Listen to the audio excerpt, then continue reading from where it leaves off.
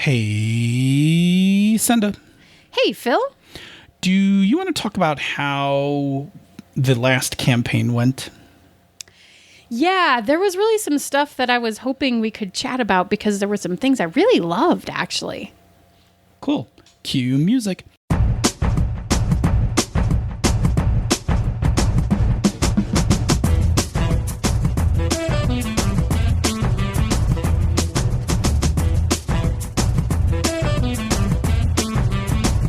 And welcome to another fine episode of Panda's Talking Games. I am your host, Phil. And I am your other host, Senda. And on tonight's episode, we are answering a question from Josh Story on Twitter, who said, at Panda's Talk Games, there's a lot of info out there about session zeros, but do you have any advice for post-campaign debriefing sessions?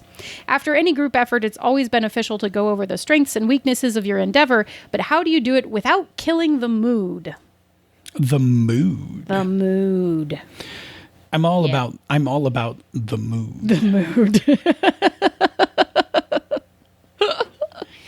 I don't know about you, but I'm definitely about the mood. The mood. Well, before we can get into this mood, we have to define some things so that we can have this conversation. So, do you want to give us some definitions, Definition Panda? Yeah, we probably just need to have like a little bit of a discussion. But we should talk about the word debrief. Right, so debrief is a series of questions about a completed mission or performance. Right? Completed, complicated. I don't remember. I wrote it. I jotted it down. Yeah, completed, I think. Yeah, completed sounds right. It could be complicated or it could be easy. It's just the key thing is that you did it. Yeah. Done. You did it. Yeah. It's done. You need to talk about it, right? Yeah. The debrief is a tool to find out how you're doing and a chance to both fix things in the future and continue doing things that were done well. So debriefs are one of those things that is fractal when it comes to gaming, right? Because you can have them occur after a session, a story arc, or a campaign. And the one that I think we're the most used to, because I think I have it noted later in the notes, but I'll mention it here really quickly, is the session debrief, right? And I always wonder, because we've established these terms a long time ago. I'm going to redefine them really quick. Session. Yeah. Session is the thing you do online or at the table that night, that day, whatever, from the time you guys get together till the time you guys leave. That is a session. A story is one complete story, right? A story can be done in one session or not, right? Sometimes a session takes sometimes a story takes multiple sessions. That's why we break those two apart. A story arc, then, is a much bigger story told by a number of stories that kind of go through some sort of progression, the most common Freitag's pyramid, right? And a campaign is some number of story arcs that are linked together by a continuity, a passage of time, and like common characters. Mm-hmm. Alrighty. Good. Cool. So the most common debrief we know about is like the session debrief, which can be as informal as, hey, how was tonight's game? Yep. Or it can be more ordered and structured, like Roses and Thorns, what is it? Wishes and Dreams, yeah. Wishes and Dreams, like that one. Those kinds of things, right? Like, so there are methodologies that we use for session debriefs, but we don't often talk about debriefing at the higher fractal levels, right? So at story arc, and campaign. And specifically our topic tonight is Josh is talking about post-campaign. But everything that we're going to say here works down the fractal, right? That's why I call it fractal in nature, right? Because what we're going to talk about at post-campaign will apply at story arc, story, etc. I wouldn't do it for session because what we're going to talk about is like a little more robust. And I wouldn't do it for something. I wouldn't do it for something like, how did we play tonight? Let's talk about this in a very structured and long manner. Let's talk about this for as long as we played. Yeah. Yeah, it gets a little silly. Right. There's a diminishing point of, like, there's diminishing returns on that. Yeah. Okay. Debrief has the connotation of being deeper, more in depth, right? We are debriefing a thing as opposed to check-in. Yeah. right? Check-in is a faster, more informal method. So we might not do a debrief at the session level, but we might do a check-in. Yeah. Right? A check-in is more of like, hey, how was tonight's game? And a session debrief might be more like roses and thorns, dreams and wishes. Or, of course, back down to just like, hey, how did you feel like tonight's session went? Good? Awesome. That's definitely a check-in. Yeah, that's right. check-in. You're just That's checking in. saying. Yeah, and you can do and to get even more fractal, right? You can do check-ins in the middle of a session. Oh, yeah. Right? Yep. Like everybody good, right? That's kind of check-in. Everybody having fun? Right? That's kind of check-in. All right, but we're going to focus on debriefs tonight because we're going to do a little more in depth and we're looking to collect a little more information. Yeah. But why even do a debrief? Well, so sometimes you're talking about a subject and then you lose your place in the notes because you sneezed a couple seconds ago, and then your co-host passes you the mic. So one of those things you might talk about in a debrief is how to potentially avoid that. Why by don't you just taking ask me where we are? your allergy medicine a little bit earlier in the day? Yeah. Sorry. How about the part where it says, why do we do a debrief? I was looking at that part. Yeah. It's just, you already said the first part. So, cool. But That's called a setup. yeah. I was setting you up to jump into the next segment, right? Isn't it great that I don't edit these Here, anymore? you know what? Now that people have seen the behind the scenes, watch as we do it smoothly what it looks like. Are you ready? Yes. Okay, so a debrief's like a more in-depth thing, and we're going to do it to collect more information. But Senda, why do we even do a debrief? So we usually do it because we want to get more information as a GM to be growing and honing in on our craft and basically constantly improving that. We often don't do the post-campaign debriefs because sometimes life stops us. Sometimes it's because we've been playing this forever. We want to move on to the next shiny.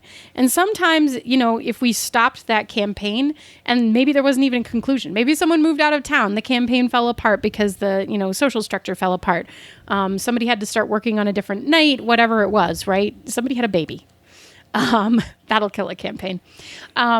And then, you didn't necessarily get the chance to even have a story conclusion. You're unlikely to necessarily have a debrief after that game ends, right? It's a challenge. Yeah, it is a challenge. So whether you do them formally or informally, the value proposition is that you as the GM get the opportunity to hear and learn stuff that you can look at specifically for next time, or things that people really liked that you can make sure that you keep doing. Right? Absolutely. And just in case somebody's thinking like, well, I play a variety of different games, like why would I do a debrief? Because I'm not going to play this game again, right? I'm not going to play Cartel again. I'm going on to play, Tales from the Loop. Why should I do a debrief? Because the things that we do in campaigns, the story structures, the techniques, the way we set things up, the way we use NPCs, those are kind of universal. Yeah. Right? So we learn as game masters with every game we run, with every campaign that we do, whether it finishes cleanly or not.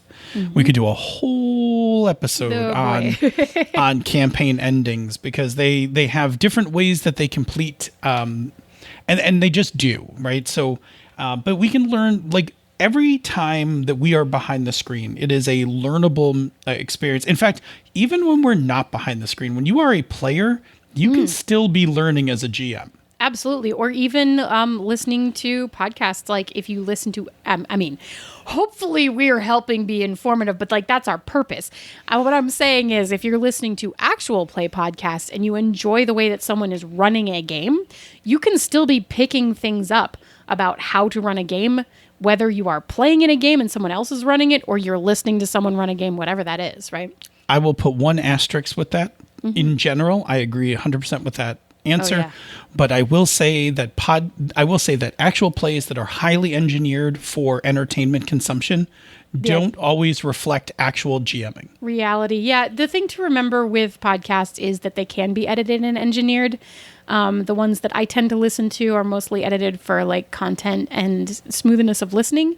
And if you're listening to that kind of thing where they mostly leave everything in, that's one thing. If you're listening to something that's been polished into basically an audiobook, then don't expect that to be realistic at your table. Like I have this very inappropriate analogy I want to make that compares oh boy. that compares certain AP podcasts to a certain ancestral fortress. I was gonna say, does it involve spicy accountants? Actually involves a certain ancestral fortress, right? So, yes, good. I'll say it for your benefit and other people who know this inside joke. But highly polished APs are to actual role playing, like the things that happened in the ancestral fortress are to actual kink. Yes. There. Okay. Good. Right? It's not that they aren't actually. It isn't that those shows aren't actually role playing. They are. They are. But what they're showing you is right. They're not showing you all the messy, incomplete bits and the setups and all that stuff. Much like at the Fortress, right? At the Fortress, you see the finished product and not all the like work that goes into setting it all up. Right there we go. For those of you who know what that is, you'll all be set. For the rest of you who don't, you're probably better off. Good with that? Sounds like you're good with that. Oh my God, where are we in these notes? We are talking about, and I'll jump in because you've got the giggles for a second. We're talking about planning post-campaign debriefs. You touched on this. You touched on this a bit. Post-campaign debriefs are one. I think they're harder to do, and we'll talk about that in a moment. Two, I don't think we're really. I say we as in general. We don't really think about doing them. Like I think a lot of people nowadays are getting much better at session zero. Like I see on Twitter, people talk about session zeros all the time now, right? Yeah. Doing session zero, had a great session zero, like that kind of thing. I don't think, and let me pause. And I think that people do much better job on session check-ins and debriefs, right? Like, especially like, the Gauntlet crews are very good about doing session debriefs, those kinds of things. Those I think are very good. Because I think session debriefs give you an idea of how things went that session. Yeah. Right? Yeah. A post-campaign debrief tells you how things unfolded over the entire course of a session. Or of a campaign. I'm sorry, of a campaign, right? Which is a very different thing to look at, because it's one thing to say like, oh, we had some really kick-ass sessions.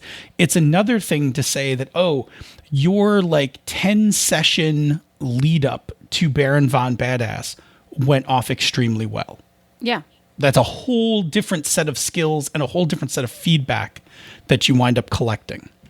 So I have an interesting just note here that occurred to me, which is that I think everything you just said is pretty true on a general level. And of course, there are probably people out there who are doing this all the time, right? But like as a general thing, I think anecdotally, we can all pretty much agree that many of us do not do campaign debriefs. I think the exception to that we just should point out is that in LARP, it's not only common, it's usually written in. I'm going to argue that LARP is, though, in most cases, with the exception of some structures, LARPs are almost always sessions. Yeah, but when the session has lasted for like 48 hours because it's been a multi-day thing, that's different. I would kind of call that. Yeah. That is then a story debrief, and again, we've talked about there is definitely value for that. Yes, right. And LARP is very good at this. LARP is good at this, doing debriefs even for like story/session when it's like 4 hours, and then like you said, structured when it's much longer. Yeah, but so I think that is a thing I just wanted to call out. Is like I do think that what we're talking about, we should specify that we're really kind of talking about tabletop, where I think there's a. We don't tend to drive towards that. Which is our specialty. It is, but I wanted to say it. It's fine. LARPed last night. It's on my mind. Perfectly fine. Ghosts. It was great. We'll get to it when we get to the lounge. Yeah. Okay. So yep, go ahead. Yeah, okay, good. The thing about debriefing is that because it requires you to be really thinking about what just happened, if you wait too long to do it, then your memories and feelings about what was happening will fade, and you won't remember as many of the details to give as much feedback. So usually would recommend, not doing the debrief more than a week or two after you concluded the campaign. I have an interesting note on this, which is something that I know applies to me personally, and so it may apply to other people as well. Sometimes when I have just finished a thing, it is difficult for me to think through all of the pieces and process all of the stuff that just happened. So, like, it's one thing to take time directly after a campaign and be like, wow, that was amazing. And, like, maybe de-roll if you've been really invested, whatever, you need to kind of come down from that and then enjoy that high of, like, ending a really good game, because hopefully that's what happened. It would be difficult for me personally to give really constructive and thoughtful feedback at that point, because I'm riding a bunch of emotions and a bunch of high feelings and a bunch of hopefully good dopamine chemicals from playing an awesome game. So I think it's really important to have a debrief close on the heels of a campaign conclusion. But the way that tabletop works, that doesn't necessarily mean that you will get the best feedback if you go directly from the conclusion into the debrief. Yeah, I am also I'm also in agreement with this, right? I know I put in the notes, like, ideally you would do this right after, and I think your point is actually even better, that it's probably harder to do after. Also, I will say this, usually the campaign conclusion takes a full session to do, so Yeah. you're not going to stay longer. Right, you're not going to. But I will go back to I'll go back to that earlier statement. You can't wait like a month to do this. Like, you got to do this your next time you come to the table. Yes, 100% agree. Because, and I know this because I will, and the reason I jumped all over this topic is that in project management, right, where I butter my bread. Yes. In project management, we have a thing called a lessons learned, which we do at the conclusion of a project. And I can tell you from experience, the longer you go from and when I say conclusion of the project, it's usually like launch or go live or into production or whatever. The longer you wait from that moment to doing it, the quality of the information you get drops. Because, like I said, people will, your memories will start to simplify the experience for storage. Your feelings will cool off. And the little things that might be important to fix later will kind of just vanish. So you gotta like just hit this thing the session after. Amazing if you could do it the day you ended your thing, but for all the reasons you said, it's probably not going to happen.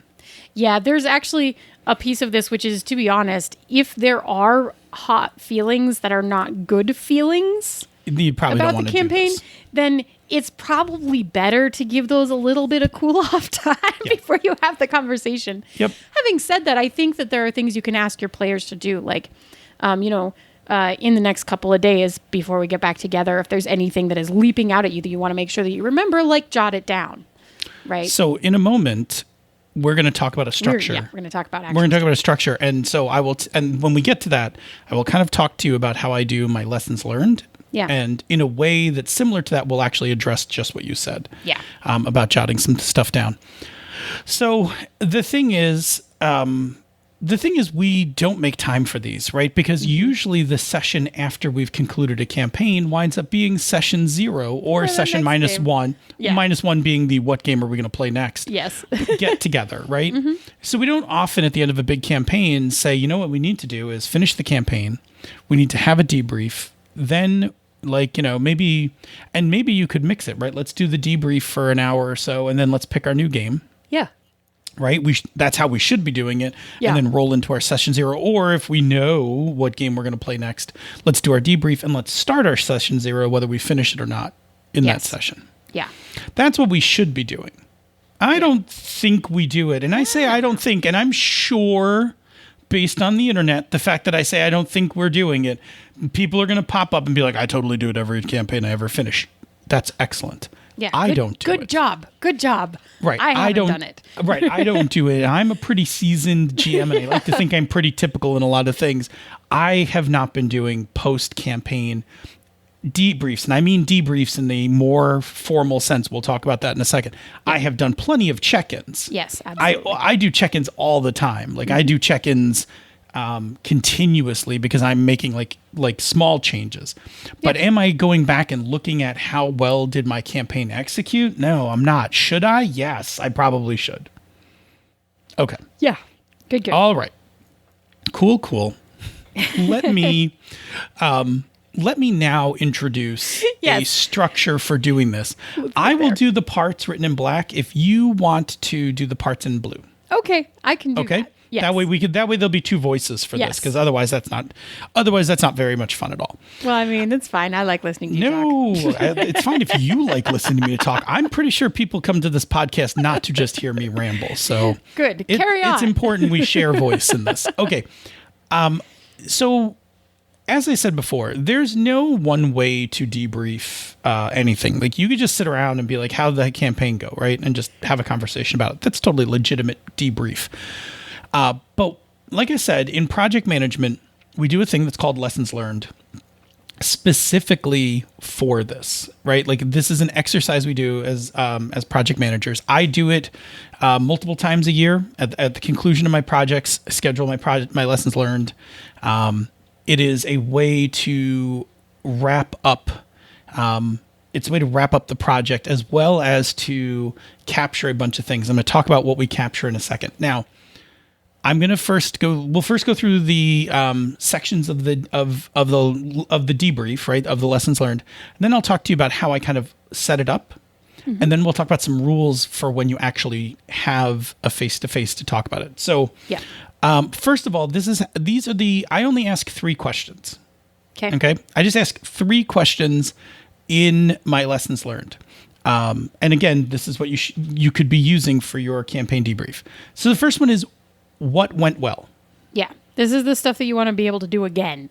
Exactly. Yeah. Right. So anything that people are like, oh, I really love that reveal or that set piece encounter that we did, yeah. Cool. More of this. More of this. Yep. Yes. Okay. Mm-hmm. What could have gone better? This is the stuff that you don't want to do again because it didn't work very well, or that you need to address the failing that made it not work well before you attempt it again. Yeah, root cause is actually the important thing here. It's like, once somebody says something that could have gone better, then it's like, cool, let's figure out why it didn't go well. And a lot of times people might know, right? Like, so the player might be like, your reveal, like, it came too quickly, like on the heels of something else. Like, I was barely coming down from one thing when you hit the reveal, and so it was like a little too much. Or that set piece encounter was too complicated.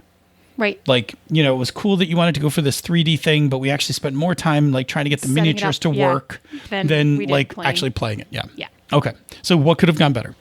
The next one is, and let me preface this by saying this is neither good nor bad. Yeah.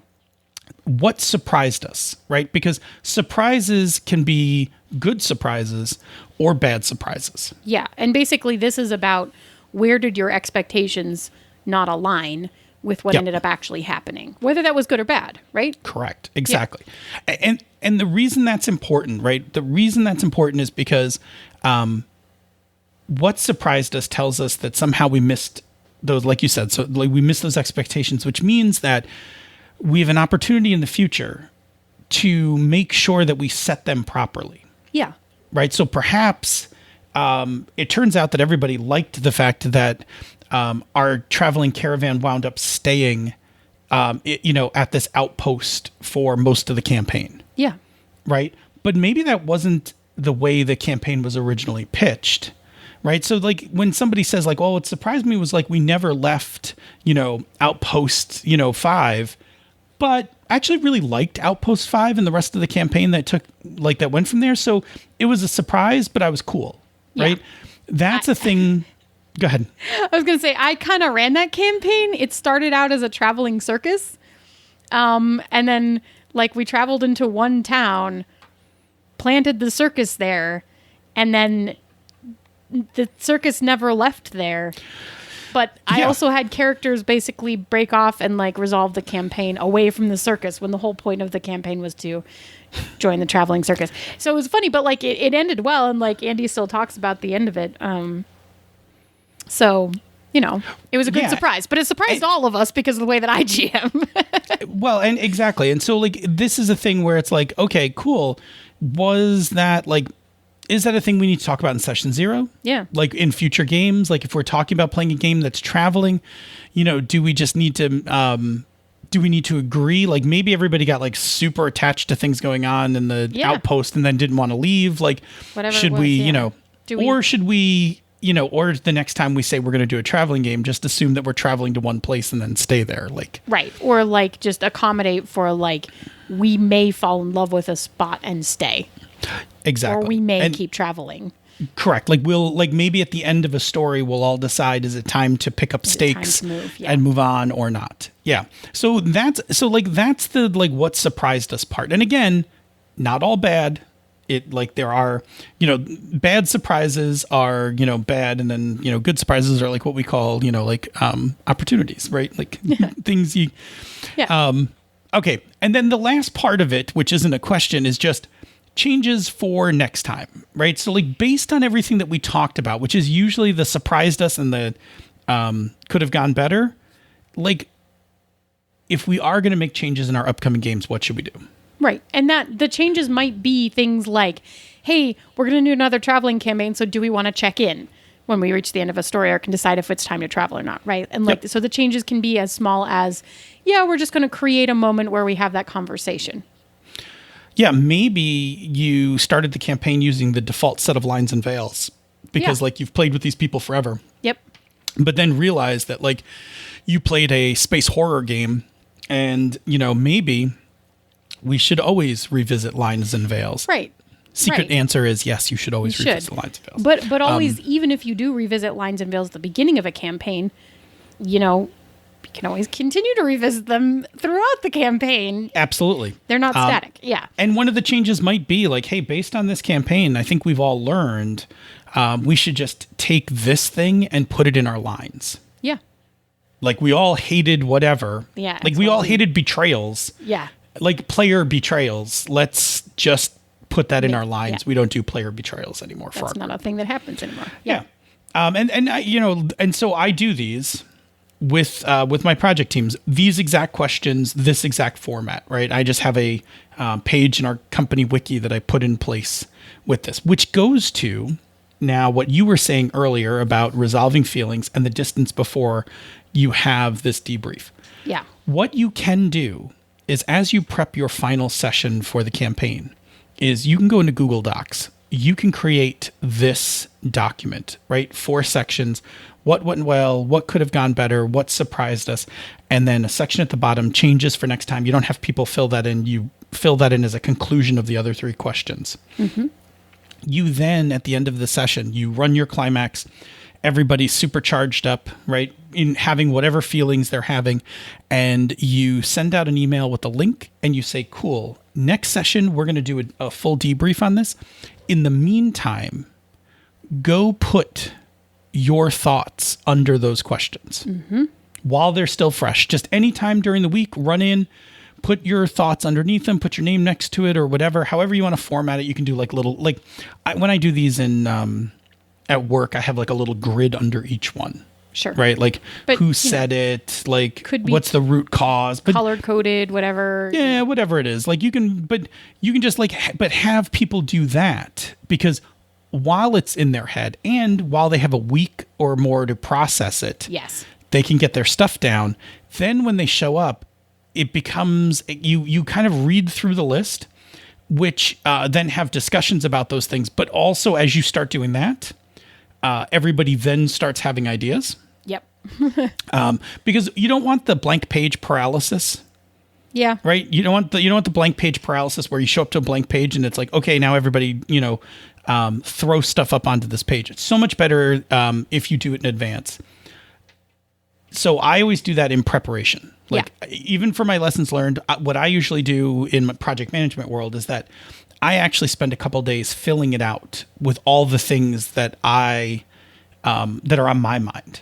Yeah. Then I put that send it up out. for everybody so that when they get to it, it's not a blank page. And then they start putting stuff in. Then we have the actual meeting, which is what I want to talk about right now because we're going to talk about the rules for the meeting. But before we get to the rules, I'll just talk about the format. Sure. When I do the format for this, 1 to 2 hours, right? I don't focus on any one of those 3 questions. What I tell people is whatever comes to your mind, say it. We'll just fill it in. We'll put it under the question that it fits best under. Mm-hmm. Right. So so what I don't do, because I find it hard for people to sometimes focus on one thing. Like I don't start the debrief and go, what went well? That's all we're talking about for the next 15 minutes. Yeah. Okay. Now we can talk about what could have gone better.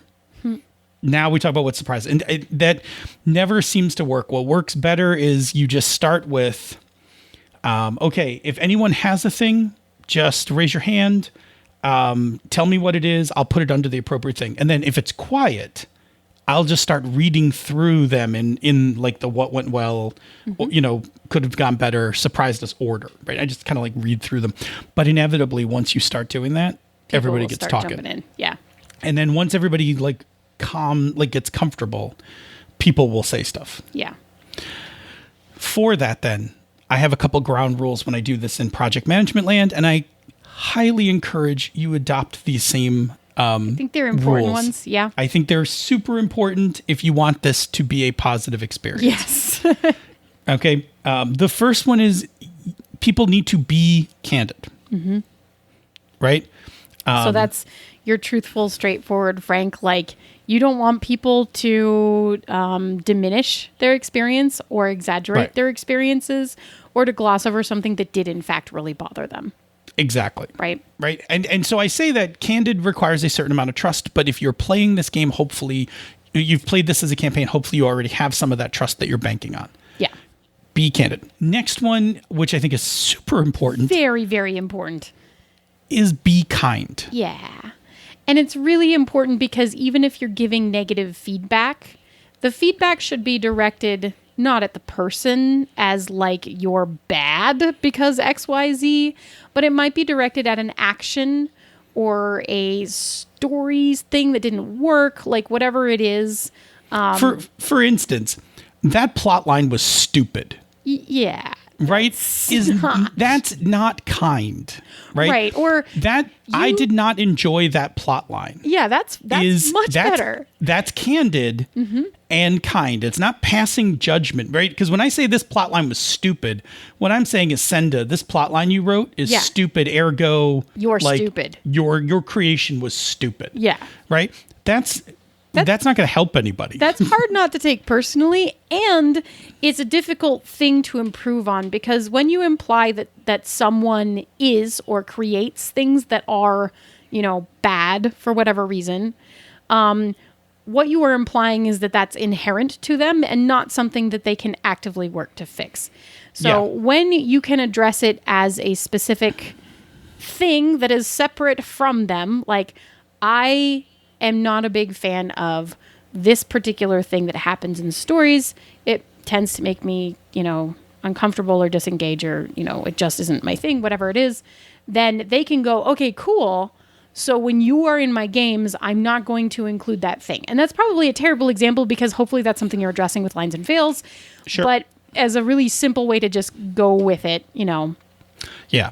And there's a joke from Seinfeld, right? This is not the airing of grievances, right? Yeah. This is, you are being kind and giving constructive criticism, but it is okay, right? It is okay when you are being candid and kind to say that something did not work for you, or I did not get the emotional punch from that I think you were expecting, right? It's okay to say those things. Don't shame anyone, don't hurt anyone's feelings, because candid doesn't mean I can say whatever I want and hurt people's feelings because that's, I'm being candid. No, you're being a jerk, right? Yeah. Candid, kind. The last one, which we touched on, is don't blame others. Yes. Just because if you come at someone and you're like, ugh, this game was awful because, so-and-so just kept stealing all the spotlight or whatever.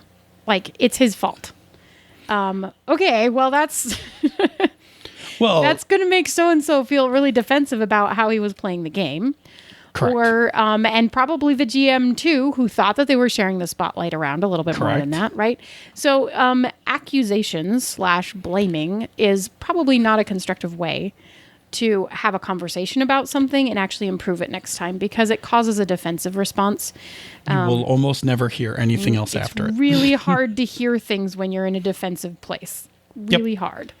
And so just saying something like, instead of saying like Bob stole all of the spotlight time, right? That's not kind. That's blaming others, right? You can say like, one of the things that didn't work for me was I thought that I didn't feel like we moved the spotlight around fast enough. Right. And that's really valid and a thing that can be addressed. Yeah, because the GM could be like, wow, okay, I thought I was doing a good job with that. And then ask, like, you can have a conversation around that saying, and people could be like, no, like, like when it was on me, like it was on me for a while. Like people were fidgeting, whatever. And then it's like, oh, okay, good to know. Like I need to move the spotlight faster. Yep. And then you can even say things like, well, I was trying to wait for like the end of a scene or something. People will be like, no, it's fine. We can hold on to a scene fragment in our heads. Yeah. You can move it around. Yeah. Yeah. Yeah. So you can have a conversation to address where the issue came from. Exactly. Yeah. Right. So, and I say these things like, so in a room full of highly paid professionals, right? I open my lessons learned with these 3 things. Yeah. I say this like I'm saying it to your campaign table. I have said this to like a room of C-level people. Yeah. And you have to remind them to be kind to each other and not pass around blame. Right. Because the goal here in this debrief is not to punch people around. Yep. The goal here, as in almost everything we do on this show, the goal here is to play better games. Mm-hmm.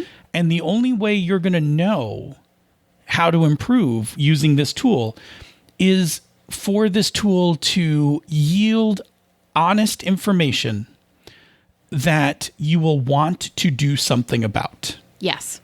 Right? And so if you are hurt, if you are defensive, if you are pissed off at what people have said, it is going to be a lot harder to take anything useful from this and do anything constructive with it. Yes. This has to be a very low energy, not passionate. Yes. This has to be analytical. This has to be low energy. This has to be safe, right? Like that is how you're going to elicit this information.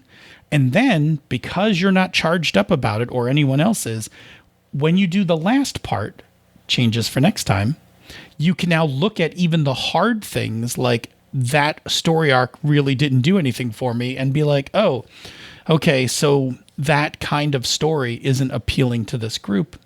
Duly noted. Mm-hmm. Right? Like, cool. And not like your campaign arc was stupid. Yeah. Like, well, then fine, you run the game, jerk. Right? Like, and that right there is actually why I think it's a good idea to have just a little bit of breathing space between end of campaign and beginning of debrief, because it gives you time to be able to address it in a very analytical way, instead of if you have heated feelings about anything, then you don't want that stuff to just spill over all over the place, right? Yes. Before we conclude, I'm going to tell you a project management nightmare story. Oh, I once ran a project. I once ran a project that was such a disaster for so many reasons that we needed to do the lessons learned. But I knew that I was so mad at certain people and other people were mad at other people in this meeting. Yes. I actually went and got my boss, who was the head of project management, to run the project management meeting so that somebody neutral could be in there to diffuse everything. Oof. Because I wanted, because I knew I was like furious at people. Like was it 1 career ago? And it was just a really bad project. Like it went wrong from the beginning, and it just dumpster fired all the way through. It never got better. And then it still needed a lessons learned because I knew there were things in it that needed to come out. Yep. And also this team needed to vent at each other, but I also knew that I could not safely... You couldn't be the neutral party to keep that managed. Could not be neutral enough to do it. So I was It just makes me think of the gif of the dumpster on fire floating down the river. Yes. Floating down the flood, not the river, the street that's flooded, right? Right. I hope that you never have a game that ever reaches that point. My guess is if you have a game, you aren't likely to do this. You're probably not debrief. going to do a debrief because why would you ever play You'll with those probably people just again? never play with those people ever. Yes. Exactly. You might do a personal debrief like, wow, this That thing was totally sucked. Terrible, yeah. So anyway, going all the way back to the top of the episode, to Josh's question, I do think campaign debriefs have value. I don't think we do a good job of making a space for them, so we should.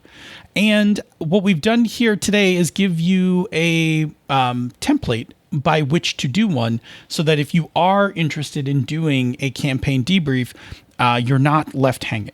Well, also, Like you can, and I think the answer to the mood issue is that if you do it next session, you won't ruin the high of the current campaign Yes, ending that you just absolutely. did. So there's your mood. Yep, absolutely. So I think everything that we put in here, and again, just go back and listen to the structure thing for the 3 questions, and more importantly, also listen to the rules, right? The Candid, rules are kind, really don't blame important. other. Yeah. Those are really important if you want Really to learn anything. Yeah. Cool. Before we close out the show, Senda, tell us about another show on the Misdirected Mark Network. Yeah. Well, on Bonus Experience, Ray and Monica are 2 old friends exploring gameplay and design through the lens of diversity, while also sharing some of the dumbest humor that gaming has to offer. And, sparkling water reviews. Yes. And peanut butter and onion sandwiches. Wow. The mayonnaise is the part that really killed that for me. That's really... Stop. I'm going to get sick. Okay. Say, Senda, where do people find us on the internet?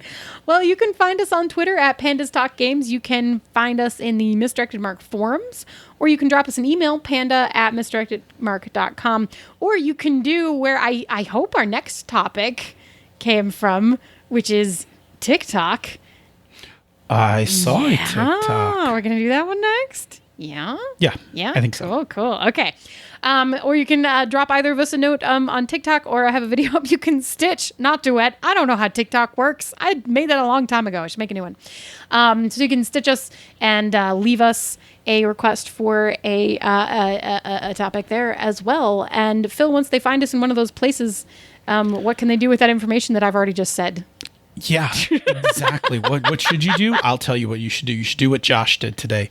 You should ask us a question, leave a topic, suggestion, whatever it is. However you word it, we'll figure out how to make a show out of it. It's kind of our magic power at this point. But again, it goes to what this whole show is about, right? Which is helping you run better games. So we want to help you run better games. So we want to answer your questions, but also think of it this way. We are all GMs.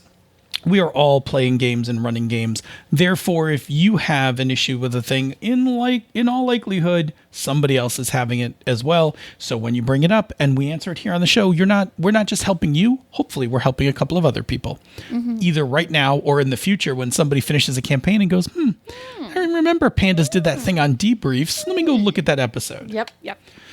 So please do that. Because we want, really, look, the whole purpose of this thing is we all want to run better games because we want to keep running games. If running games wasn't fun, we wouldn't do it. Yes. So so if there's parts of running games that you're not enjoying, we want to help you make those better, because the more you enjoy running a game, the more games you will run, the longer you will stay in this hobby. And for old timers like me, this hobby has meant a great deal to me throughout my life. And so stay in it if you can. So we're going to just make it better so that you want to stay in it. So do that. If you like what we do here elsewhere on the Misdirected Mark Network, please consider going to our Patreon campaign and supporting it. Go to patreon.com/MMP. Patrons get the Bamboo Lounge, the after show, and access to our awesome Slack room for life. I promise there'll be more stuff in the future.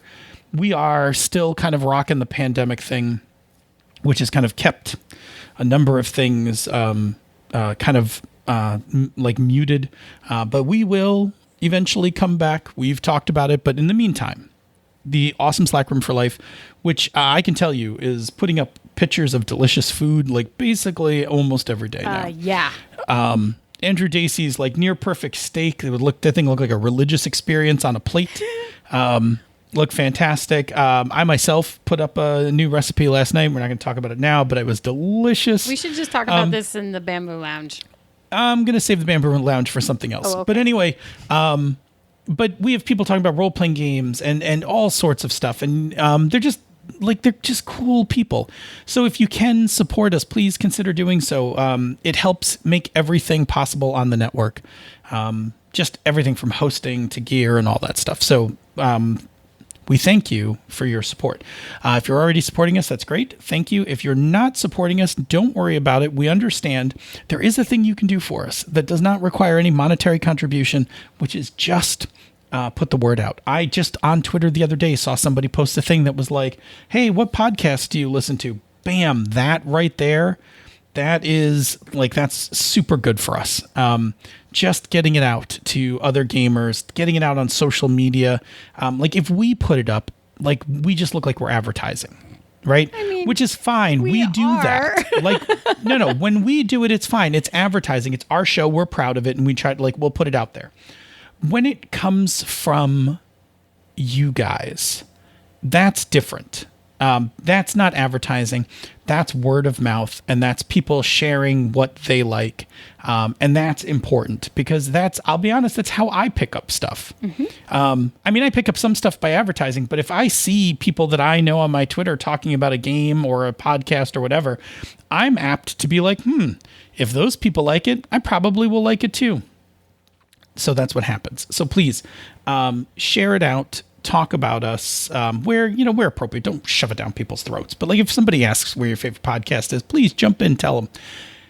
Senda, what's the impersonal version of that, right? There's a soulless impersonal version of that that's somewhat valuable to us, and we still think it's important because we keep bringing it up. But what is it? You could leave us a review on Apple Podcasts or the podcatcher of your choice, because every new review is like telling a stranger that you like our show, along with giving us warm, happy, artistic validation feelings right in our tummies like we ate lots of bamboo. That's Goodness. it. That's it. Okay. Thanks. We need to roll on out of here. Say, Senda, in our past campaign, what's one thing that surprised you?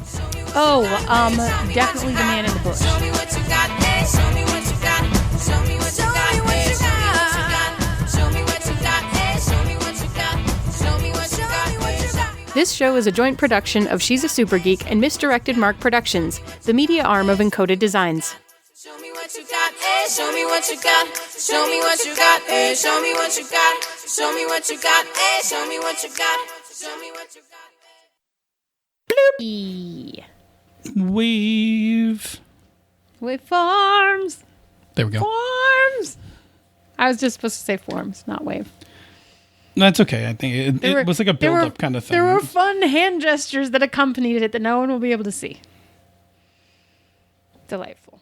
Ooh, Okay. A lot of... Wow. Clear all notifications on my watch. Too many. Start over. I feel like Ben 10 every time I close my watch. Yeah, because it's like... Because they say, if you cover... you can just, not, stop touching it, it'll turn off. But if you put your hand over it, the screen automatically goes dark. So I'm just like Ben 10. I keep hitting it like it's my Omni thingy.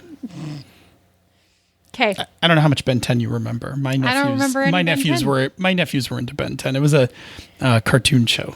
Yes. Early baby millennials. Baby millennials? Yeah, late millennials. Late millennials will know. You are a baby millennial.